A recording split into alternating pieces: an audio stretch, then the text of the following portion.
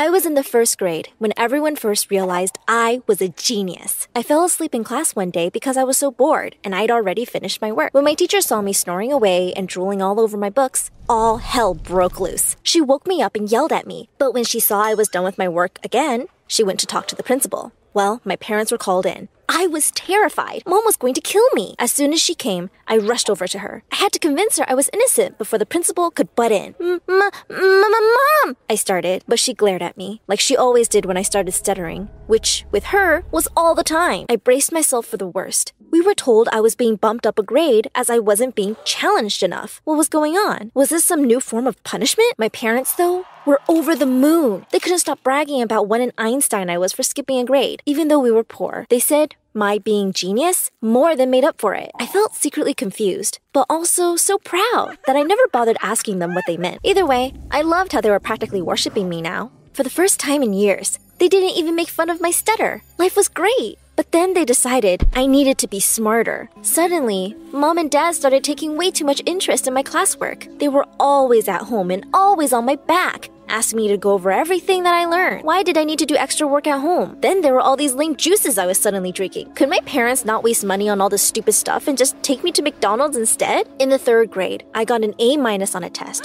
and my mom thought that something was wrong with me. She took me to a doctor. The doctor suggested that I needed to drink more juice every day. I missed drinking milk. I spent every night crying in my room. Why couldn't I just have a normal life like other kids? To make matters worse, suddenly I wasn't allowed to watch TV or even hang out with friends. One day, when my very best friend Brittany came over, Mom took away our toys and said, "Play chess. All the smart kids do." Brittany looked so shocked, I thought she'd cry, but it got so much worse. When Mom saw she couldn't get the hang of chess, she turned to Brittany and said, "You're the dumbest kid I've ever seen. Your parents are probably so disappointed in you." That's when Brittany started crying and ran home. She never spoke to me again, and that broke my heart. By the time I was in fourth grade, I had a sad realization. It wasn't cool to be a genius, especially one who stutters. Every time I raised my hand to answer the teacher, I heard laughter behind me, and when I turned around, 2 girls were imitating me. Then to make matters worse, someone called me Baby Genius, and that stupid name just stuck. 6 months later, I skipped another grade and walked right into the most embarrassing situation. My parents had signed me up for the science fair. I did this whole thing on the solar system when I realized my booth was right next to the cutest guy in the world. I smiled at him, and then suddenly I started to feel woozy, like I had no energy. Before I knew what was happening, I fell. Literally just fell for no reason, and straight onto my science project. As if that wasn't bad enough, I took the cute guy's project down with me. My little styrofoam planets rolled over to his feet. He and my parents looked like they wanted to murder me. He walked over to where I had fallen and gave me a swift kick. I started to cry. No one helped me up, though Mom and Dad just looked uber pissed. That wasn't the end of that humiliating experience. The next day at school, Mr. Cute But Pretty Mean, whose project I had ruined, was busy reenacting my fall for all his friends. I tried to run past them in the corridor, but I bumped into someone and all my books fell to the floor. "What a loser! I thought you only talk slow. Why do you keep bumping into everything?" he called out. His friends laughed. I ran out of there, feeling crushed. I felt like the most unloved person on the planet. Just because I was smart and I had a speech problem, I couldn't help those things. And just because I'm different doesn't mean I don't have feelings. I felt so lonely and unhappy. No one liked me or understood me. Not my parents or anyone at school. I'd had enough, and I just needed a break from everything. I decided I was going to skip school the next morning and spend the day in the public library. I could use the peace and finally read something fun. Mom didn't want to see a book in my hands unless it was related to my studies. I skipped back home, my head still half dizzy with excitement over the mystery novel I'd read that day. My bubble of happiness burst the minute I saw my parents standing at the front door. If looks could kill, I'd be lying dead in my driveway from the glances I was getting from them. The school had called them and told them I hadn't shown up today. "Where were you all day?" I was just at the library, Mom. I was actually studying. Half truth, half lie. Better than being a complete liar. "What were you studying when all your books were at home?" she yelled. "Were you out with some boy? That's why you're lying, isn't it?" I just stared at her. "Yeah, Mom. Boys love me with my thick glasses and my stutter," I wanted to say. I started crying, but it didn't melt her heart one bit. She shouted at me that if I felt things were so easy, I should skip classes. Maybe she'd talk to the principal about bumping me up again, and she would put me in extra afternoon classes. Never too late to start preparing for SATs. I did get bumped another grade, and then another. Really? In those 2 years, I got bumped up 4 grades. By the time I was 12, I was a high school sophomore. That time in my life was such a blur. All I remember was studying and doing schoolwork. I probably only had the energy to keep up with all my work because Mom was a health nut and kept giving me lots of multivitamins. I was definitely at the top of my class, but no one even talked to me. I could hear them whispering about me, calling me a freak. No one wanted to sit next to me. Until someone did one day, and everything changed. It was after math class. I was sitting by myself in the library. Suddenly, this guy with dirty blonde hair and the bluest eyes I'd ever seen came up to me. Then he introduced himself. "Hi, I'm Jason. Are you the brainiac everyone is always talking about?" I could feel my face burning. That was all I was ever known for. And he had just come to see the freak. "Yes, I'm Allie," I managed to say, feeling my stutter was even worse than usual. Here comes the laughter. But to my surprise, he didn't even act like it was anything unusual. He just smiled and said he was in the 9th grade and that he really needed my help with math. That day after school, Jason came over. But as we were talking, my dad burst into my room saying that I couldn't close the door with a boy over. I was horrified. We were only studying. After Jason left, my parents yelled that I wasn't allowed to have boys over. I explained that it would look good on my college application to tutor someone. Hearing this, they agreed to let me tutor him. Lying to them was the only way I would be able to hang out with Jason. I continued to tutor Jason for the following year. At school, we hung out whenever we could. Not once did he ever make fun of my stutter. He was the sweetest, and hanging out with him was exciting. One day, he asked if I could come to his house. It was so tough convincing my parents because they said I should focus on my SATs. When I went to his house that evening, Jason took my hand and led me down the street. "We're going to the movies," he exclaimed. "You deserve to have fun." I was so excited. I had never been to the movies before, as Mom and Dad never had enough money. After the movie, Jason suggested that we get dinner. But all of a sudden, I began to shake. I was feeling woozy. Jason asked what was wrong, as if I knew. My parents always said it was just stress and there was no need to go to the doctor. He offered to walk me home. When we were about a block away from home, he stopped me and looked into my eyes. "I really like you, Allie. Would you go out with me?" "OMG, yes!" I nodded excitedly, and he leaned in to kiss me. My first kiss! It was so incredible. I felt an entirely different kind of woozy, in a good way. But my bubble of happiness burst as soon as I stepped inside my house. My parents were pissed at something and started yelling. I had left my books at home. Oops! I caved and admitted that I had just gone out with him for fun. "You are not to see him again. He's a bad influence." My dad wagged his finger in the air. "Especially now you're so close to college. All these years of our hard work. Think of all the money we spent on you." Mom added desperately. I rolled my eyes. I continued to see Jason at school and even began to skip classes so that I could spend time with him. He actually seemed to care about my feelings, something my crazy parents didn't give a damn about. But one day, we got caught. We were kissing goodbye outside the school when my mom's car screeched over to us. She literally dragged me home.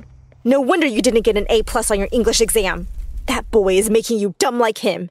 If you keep seeing him, you'll ruin us," they yelled at me. I gasped.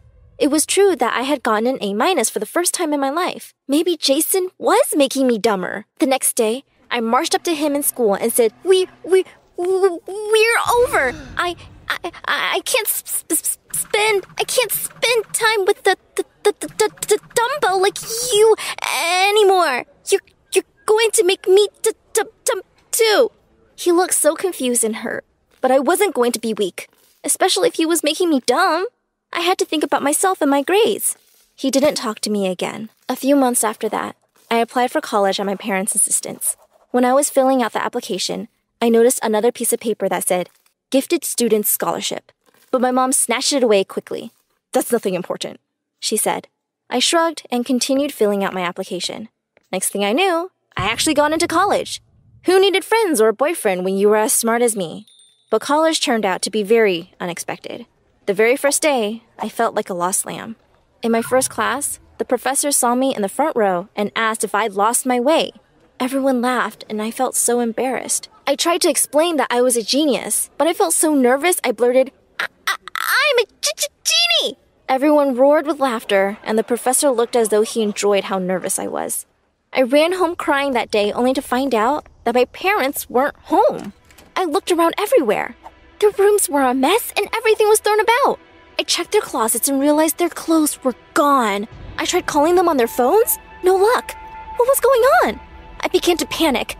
I had the strangest thirst. I stumbled over to the fridge and grabbed a bottle of juice. Immediately, I felt better. I knew what would fix me, a multivitamin. Then I began trying to call my parents again, wondering if there was any clue as to where they went. I searched the papers scattered all over the floor and saw an envelope addressed to me. I picked it up. It was the same letter my mom had snatched from me, the one that read, Scholarship for Gifted Students. I skimmed through it and realized I had apparently been given $100,000 as a stipend to cover the cost of college. Why hadn't Mom and Dad told me? They were always complaining about being short of money. This was great. But where were they? I tried calling my aunt who lived out of town and even checked with the neighbors. No one had any idea.